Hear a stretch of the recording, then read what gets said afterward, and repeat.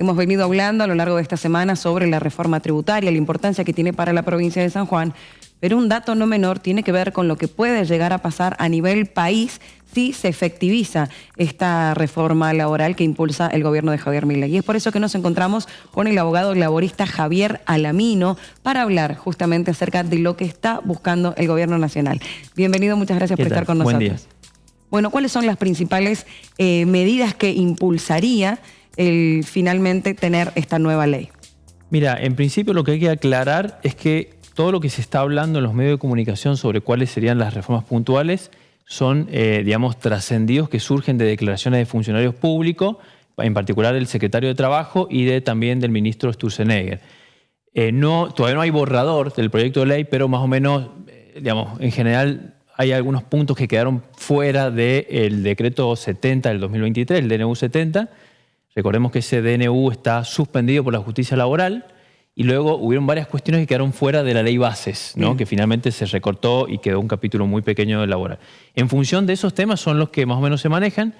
Son varios. Justo hoy recién estaba leyendo en Diario Clarín uno en particular que no se venía hablando, que sería la disminución de las indemnizaciones por antigüedad. Es decir, hoy en la Argentina un trabajador que es despedido cobra más o menos, un poco más, un poco menos, un sueldo por año de que trabajó. Con esta reforma se le pondría un límite, un tope de 10 sueldos. Es decir, un trabajador que lleva 30 años en una empresa y es despedido cobraría solamente 10 sueldos, digamos, y algún rubro más. Eso sería una de las cuestiones. Se amplían la jornada de trabajo. Recordemos que la jornada de trabajo son 8 horas diarias o 48 semanales. Aparentemente con este proyecto se podría elevar a 12 semanales y habría como una especie de banco de horas, ¿no? Para compensar eso con algunos días que no se trabaje. Y después hay otras cuestiones más, como por ejemplo los convenios colectivos de empresa, que si bien hoy existen, digamos, y hoy una rama, por ejemplo la metalúrgica, tiene su convenio colectivo por rama, existe la posibilidad de un convenio colectivo por empresa, pero ese convenio puede ampliar las condiciones de un trabajador y no puede disminuirla. Aparentemente lo que quiere hacer el gobierno con este proyecto es que ese proyecto, que por más que disminuya las condiciones, los derechos de un trabajador, rija y tenga prevalencia por sobre el convenio general de toda la rama. Bien, ¿y cómo afectaría entonces a los derechos laborales vigentes, o sea, ya adquiridos, en el caso de que esta reforma se apruebe a rasgos generales, más allá de que no tenemos el detalle, a rasgos generales con lo que propiamente ha salido de la boca de los funcionarios y el gabinete de Milei? Lo normal, digamos, hago hincapié en lo normal, digamos, porque estamos en un momento en donde, bueno, está bastante complicado dilucidar cuándo es normal y cuándo no, es que este proyecto de sancionarse rija hacia el futuro, es decir, con las nuevas contrataciones laborales que se produzcan a partir de la sanción de la ley. O sea, un trabajador que hoy se desempeña en una empresa, en una fábrica, no debería verse afectado, ¿no? Pero bueno, veremos el texto de la ley cuando lo tengamos para ver qué dice. Bien, y insistimos, ¿habría posibilidades de precarización laboral en el caso de que esto se apruebe, ya sea para adelante? El texto, insisto, por lo que se sabe hasta ahora, en general recorta derechos de los trabajadores. Es decir, no es un texto que uno dice, bueno, viene a modernizar las relaciones laborales, en algunas cuestiones moderniza para un lado, en otras para otro. Claramente es un texto, insisto, por el borrador que ha trascendido los medios, que viene a precarizar la relación laboral. ¿El argumento cuál es? Quitando derechos laborales, precarizando la relación laboral, yo lo que voy a conseguir es que los empresarios salgan y contraten más trabajadores y que sean blanqueados esos trabajadores. Ese argumento ha quedado totalmente demostrado que no existe y de hecho no te estoy hablando de hace 20 o 30 años, sino que ahora con este gobierno, fíjate que cuando se sancionó la ley bases, el capítulo laboral de la ley bases establecía que eliminó las multas por trabajo en negro, es decir, un trabajador que está 20, 30 años en negro y es despedido, digamos, antiguamente, antes de la ley bases, podía reclamar y podía cobrar hasta 5 veces más que un trabajador normal. Las multas se eliminaron, se estableció un blanqueo laboral, es decir, todos los trabajadores en negro podían ser blanqueados y no se les iba a cobrar ninguna multa, ningún tipo de sanción en ese momento. ¿Y sabes cuántos trabajadores que estaban en negro desde la sanción de la ley base fueron blanqueados? Solamente el 0,24%. Es decir, 16.000 trabajadores de 6 millones más o menos de trabajadores en negro. Locura. ¿Qué demuestra esto? Que, digamos, es falso que quitando derechos laborales vos vas a conseguir que las empresas tomen más trabajadores.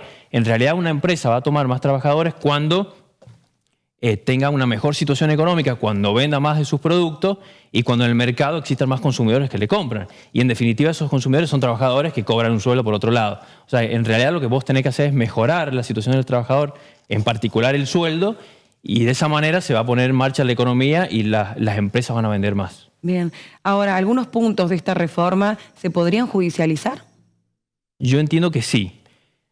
Por ejemplo, lo que te dije recién, el tema de disminuir el despido, o sea, que el tope sean 10 remuneraciones. Eso, a mi modo de ver, por ejemplo, viola el artículo 14 bis de la Constitución, que establece, digamos, entre su articulado, la protección contra el despido arbitrario. Es decir, la Constitución ordena, digamos, al legislador que proteja a los trabajadores frente al despido arbitrario. Si vos hoy tenés una ley que de alguna manera te lo protege estableciendo un mecanismo de indemnizaciones por antigüedad y pasás a otro sistema que es en donde la indemnización es mucho más leve, mucho más inferior, evidentemente el estándar de protección ha disminuido. Claro. Y ahí viene otra cuestión que es, no quiero ser tan técnico, digamos, pero una cuestión que se llama el principio de progresividad de los derechos que rige en materia internacional, que es que los estados que han alcanzado un cierto estándar de protección de derechos humanos no pueden disminuirlo. Entonces yo puedo modificar la ley, por supuesto, puedo ampliar esos derechos, pero no puedo nunca ir para atrás. Bien. Eso está en el convenio, en la Convención Americana de Derechos Humanos y está en el Pacto Internacional de Derechos Sociales, Económicos y Culturales, con lo cual yo creo que se va a judicializar. Bien. ¿Qué países deberíamos mirar o a qué se apunta cuando se habla de esta modificación justamente de los convenios laborales? Mira, claramente todas estas modificaciones, digamos, si uno tuviese que compararlas con qué países se parecen, es a Estados Unidos, en donde directamente no existe derecho laboral prácticamente. No existen, digamos, los sindicatos son muy restringidos. Claramente va por ahí. Nuestro sistema sindical y nuestro sistema laboral ha seguido más el modelo europeo, en particular el de Italia, que tiende a proteger a los trabajadores. Hay que entender una cosa, nosotros las legislaciones, como en este caso la laboral, por supuesto que se pueden modificar, nadie dice que no se modifique, pero esa modificación nunca puede violar el estándar del 14 bis de la Constitución. Es decir, tenemos una Constitución que si no nos gusta tendremos que modificarla, ¿no? Pero hoy es esa y podrán modificarla, pero yo entiendo que como vos lo indicaste se va a judicializar. Y hay muchos abogados que ya están pensando la manera de avanzar con esa, por ejemplo, con la eliminación de las multas. Ya hay estrategias de los abogados laboralistas de reclamar daños y perjuicios en los juicios laborales que antes no se reclamaban. Claro. Entonces, me parece a mí que esto además está mal hecho. O sea, más allá de que uno no le guste ideológicamente, claramente está mal hecho porque, por ejemplo, si vos lo comparás con la reforma previsional lo que apunta es a subir la edad jubilatoria. Con lo cual vos vas a tener trabajadores que van a seguir trabajando hasta llegar a los 70 años y por lo tanto las empresas no van a poder contratar a trabajadores más jóvenes que incluso son más baratos. O sea, hasta desde la lógica de ellos está claramente mal hecha.